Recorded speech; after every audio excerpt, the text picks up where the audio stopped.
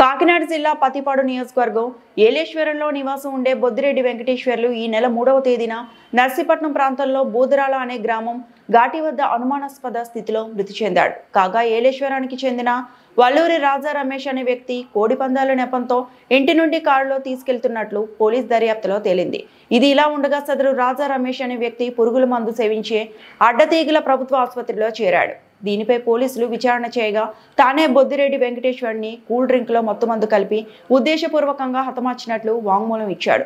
అతను ఆసుపత్రి నుంచి కోలుకొని డిశ్చార్జ్ కాగా మృతుడి కుటుంబ సభ్యుల ఫిర్యాదు మేరకు పత్తిపాడు సర్కిల్ ఇన్స్పెక్టర్ సూర్య అప్పారావు, పెద్దాపురం డీఎస్పీ శ్రీహర్రాజు నేతృత్వంలో కేసు నమోదు చేసి ఈ నెల 14న రాజా రమేష్ ను కోర్టులో హాజరుపరిచారు. కేవలం డబ్బు కోసమే ఈ పన్నాగం పన్ని హతమార్చినట్లు పోలీస్ విచారణలో తేలింది. అయితే వెంకటేశ్వర్లో హత్య వెనుక బలమైన కుట్ర కోణం దాగుందని కుటుంబ సభ్యులు అనుమానం వ్యక్తం చేస్తున్నారు. ఈ హత్య వెనుక దాగి ఉన్న నిజాన్ని వెలికితీసి దీని వెనుకున్న ప్రతి ఒక్కరిని బయట పెట్టాలని వారు కోరుతున్నారు. అలాగే గిరిజన ప్రాంతాల్లో వ్యాపారం చేస్తూ కుటుంబాన్ని పోషిస్తున్న వెంకటేశ్వర్లు మృతి చెందడంతో తమ కుటుంబం వీధిని పడిందని కుటుంబ సభ్యులు బోరును వెలిపిస్తున్నారు. తర్వాత ఒక మనిషి అంటే అతన్ని ఏమి చేయలేరండి. అతని వెనకాల ఇంకా ఏదో రహస్యం ఉన్నదండి. తిరగేసి మా నాన్న ఎవరికి కాయంతలు రాకుండా 10 లక్షలు ఇవ్వరండి. లక్షలు ఇవ్వకపోయినా ఇచ్చాడని చెప్పి మా నాన్న ఒకవేళ ఇస్తే 1,00,000 2 లక్షలు ఇస్తాడు కానీ 10 లక్షలు అన్నది అబద్ధం అండి. 10 లక్షలు ఇచ్చాడని నింద అతని మీద వేసుకుని అసలు రహస్యం చెప్పకుండా కేసు అలా తారుమాలు చేసి కలిపారంజి తాగాడు, మత్తు ఇచ్చాను, నేను ఒక్కడనే చేశాను అని చెప్పడం అది పచ్చి అబద్ధం అండి. అది వెనకాల ఎవరెవరు ఉన్నారో అవన్నీ మాకు ఇంటర్వ్యూ చేసి మాకు న్యాయం చేసి పెడతారని పోలీసు వారు మాకు ఇప్పుడు ఇంకా ఏమి న్యాయం చేయలేదండి. ఈ ద్వారా కన్నా మాకు న్యాయం చేసి పెడితే మేము 300 మంది కుటుంబం, మాకు 4 పిల్లలతో మా తండ్రి మమ్మల్ని పోషించేవాడండి. ఇప్పుడు మా అనాథలాగా అయిపోయాము. మాకు ఎటువంటి పరిస్థితుల్లోనూ ఇది న్యాయం చేసి పెడతారని డిపార్ట్మెంట్ని మాకు ఎవరు న్యాయం చేస్తలేదు. ఈ ద్వారాగా మేము తెలియజేస్తామండి. మా నాన్నగారు వెంకటేశ్వర్లు అక్కడికి తిరుగుతూ ఉండేవారండి. నా పిల్లల్ని మా నాన్న చూసేవారండి. నా పిల్లల్ని నన్ను కూడా మా నాన్న చూసేవారు. అక్కడికి ఇక్కడికి తిరిగేవారండి.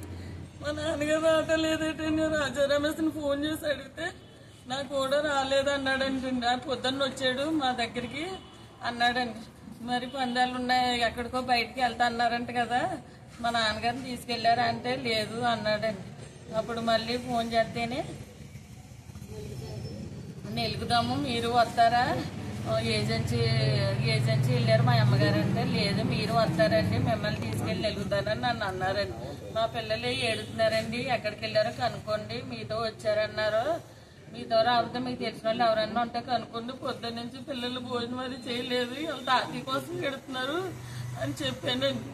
చెప్తే మళ్ళీ కనుక్కొని ఫోన్ చేస్తానన్నాడండి. మళ్ళీ చేయలేదండి. మళ్ళీ దొరికాడా అని మామూలుగా మళ్ళీ మమ్మల్ని ఫోన్ చేసి అడిగాడండి.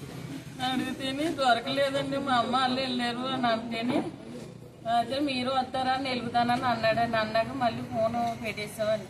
పెట్టేసిన తర్వాత తీసుకెళ్ళి ఆడేలా చంపేశాడని అన్నారండి. మా పిల్లలకి దారేమీ లేదండి. మా నాన్న చూసేవాడండి, మా నాన్న చేసేవాడండి, 3 పిల్లలు చదివించేవాడండి. నన్ను నా పిల్లల్ని కూడా చూసేవాడు. మా ఆయన తిరగలేక మా నాన్న చూసేవాడు, మా నాన్న పెంచేవాడండి. అసలు లేకపోతే మా పిల్లలు మేము ఎందుకు మేము పోతామండి. ఇప్పుడు మా నాన్న ఒక్కడైతే ఎవరు ఏం చేయరండి, 4 కలిపి చేశారు. వాళ్ళు ఆ 4 ఎవరి పేర్లు చెప్తలేదండి. అది ఎవరు చంపారు ఏటో మాకు అన్ని తెలాలండి. మాకెవరు ఆ పోలీసు వాళ్ళు చెప్పినా మీ కాన్పుడు దాకా మీ నాన్నగారు పెంచారు, మీరు కాలు మీద నిలబడండి అని చెప్తారండి. మా నాన్న ఏం బతుకుతామండి మేము.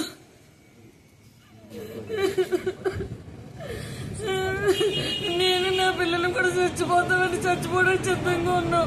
నేను మాత్రం చచ్చిపోతాను, ఎవరు చచ్చిపోయినా నా నాన్న పెంచి మా నాన్న బతికి మా పిల్లలు చిన్నప్పటి నుంచి పెంచుకొచ్చి చేసేవాడు. 3 పిల్లలు మా అల్లుడు తినలేకపోయినా నా బిడ్డలు పెంచుకొని అలా చేసుకుంటున్నామండి. అతను పెంచుకుండి మా కుటుంబం అంతా అతని ఆధారం మీదే ఉన్నామండి. అతని ఆధారం మీద ఉండి మేము మా మనిషిని ఇలా చేసి కంటికి కాపాడనివ్వలేదండి. ఆ తర్వాత పట్టుకుని చేసిన తర్వాత స్టేషన్లో మందు తాగేసి ఇప్పుడు దాకా స్టేషన్లో ఉన్నాడు అంటాడు. ఉన్న తర్వాత మళ్ళీ ఇప్పుడు ఏమో చెప్తున్నారండి. నాయకులు కూడా ఏమో చెప్తున్నారండి. మమ్మల్ని కూడా చంపేసేలా ఉంటే చంపేయండి, కానీ మేము బతకం, అతను లేనిది మేము బతకే లేమండి. మాకు న్యాయం జరుగుతున్నారండి. ఏమో చెప్తున్నారండి. ఏ న్యాయం కావాలండి? అతని మీద అతను ఎంతమందిని చంపాడో ఒకడే అంటున్నాడండి. ఒక్కడు కాదండి. ఒకడంటే అతను రాత్రులు పొటాలు ఏజెన్సీలో నుంచి ఒక్కడు ఎన్నోసార్లు తిరిగాడండి. తిరిగినా ఒకళ్ళ మీద ఒకళ్ళైతే కలబడి కొట్టి సత్తి అతని కాడ ఉందండి. కానీ అతను ఒక్కడి వల్ల కాదండి. అది దాని పక్కన నలుగురు ఉన్నారండి. ఉండి ఇలా రకరకాలుగా పెట్టి రకరకాలుగా మాత్రలు వేసి రింక్ కూడా అతను తాగడండి. ఆ రింక్ కూడా తాగి మనిషి కాదండి. అతను రింక్ తాగాడు, మాత్రలు వేసి అది ఇది అని చెప్తున్నాడు అంటండి. అది ఏమి కాదండి. కానీ అతను నలుగురు పక్కన అతను ఎవరున్నారో అతను అందరికీ దేవుడే అండి. దేవుడు లాంటి మనిషిని చంపించాడు అంటే అతని వెనకాల ఎంతో కుట్ర ఉన్నదండి. ఆ కుట్రను తేలితే బతుకుతామండి. తేల్చలేదంటే మేము కూడా అతని కాడ వెళ్ళిపోతాక రెడీలో ఉన్నామండి. ఏ నాయకులు కూడా నాడంగా చెప్తున్నారండి. నాయకులు కూడా మాకు ఏమి న్యాయం చెప్తున్నారండి. మరిన్ని అప్డేట్స్ కోసం మా ఛానల్ని సబ్స్క్రైబ్ చేయండి.